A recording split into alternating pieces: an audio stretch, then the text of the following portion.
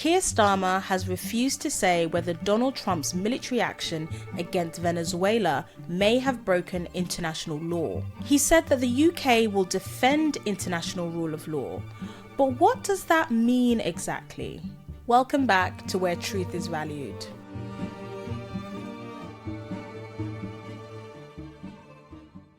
People say things in good faith. Governments make statements that they believe to be true.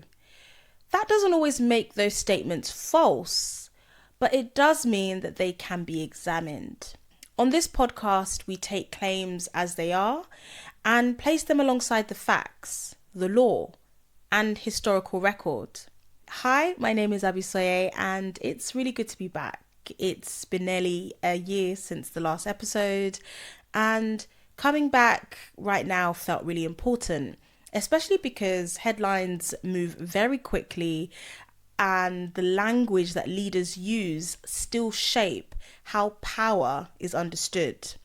And on today's episode, we're looking at a statement made by the UK Prime Minister that the UK will always defend the international rule of law. And this language that is used sounds very firm, sounds very strong. But I wanted to unpack what it actually meant. So, international rule of law. It's a phrase that is often used, but it's rarely unpacked. At its core, it means that states, so independent countries, are meant to operate within agreed legal limits, not simply act on power or political convenience. It rests on a few key principles. First, state sovereignty. And this is the idea that countries should not use force inside other countries without a recognized legal basis. The second is the UN Charter, which restricts the use of military force to situations like self-defense or actions authorized by the UN Security Council. Then we have the international courts and treaties, which exist to interpret these rules and in theory apply them impartially. And finally, consistency. And this is the idea that the same rule applies regardless of which country is involved. And it's that last principle where tensions usually appear. So, has the UK always defended the international rule of law? The historical record suggests the answer is no, not consistently. Let's take a look at the UK's position in some historical events across different political parties. In 2003, under Prime Minister Tony Blair, the UK joined the United States in invading Iraq. The invasion took place without explicit authorization from the UN Security Council. And the UK's government's legal justification at the time was highly contested both domestically and internationally. Former UN Secretary General Kofi Annan later stated that the war was not legal under the UN Charter. And as a reminder, the UN Charter restricts the use of military force to situations like self-defense or actions authorized by the UN Council.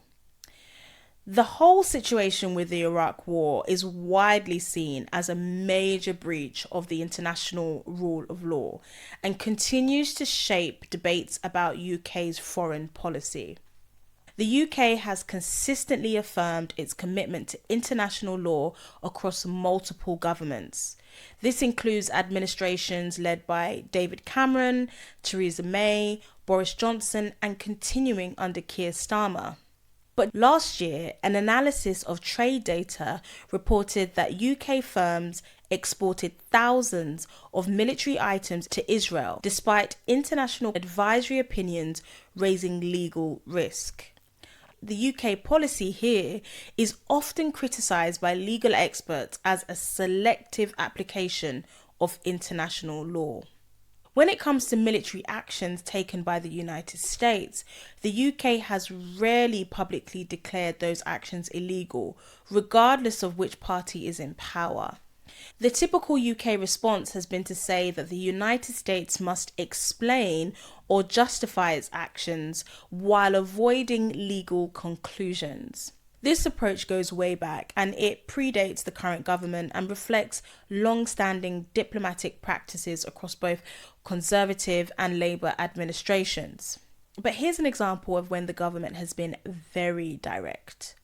Following Russia's full-scale invasion of Ukraine, the UK's response has been clear and legally explicit. Under Prime Minister Boris Johnson and continued by subsequent governments, the invasion was consistently described as illegal, a breach of sovereignty, and a violation of the UN Charter. So this demonstrates that the UK can defend international law clearly and forcefully when it chooses to. So why does this all matter in context of what Keir Starmer has said or not said? Well, when he said that the UK will always defend the international rule of law, that is a statement of principle, but it's not a claim that the UK has always applied it perfectly. So far, Keir Starmer's approach has been characterised as being quite careful or using lawyerly language or emphasising on institutions and process, and having a reluctance to publicly judge the legalities of the UK's allies' actions. Whether that approach ultimately strengthens the international legal system by preserving cooperation or weakens it by avoiding clarity is not something that we're going to resolve in this episode, but it's something that history allows us to examine. For many of us, international law can feel abstract, but it shapes real outcomes. When rules are applied consistently, they restrain power. When they're applied selectively, they risk losing credibility. Understanding that tension helps explain why governments choose their words carefully and why similar actions are often framed very differently depending on who carries them out. Thank you for tuning in to today's episode. If you liked it, subscribe, leave a comment, and remain curious and keep valuing the truth. Bye.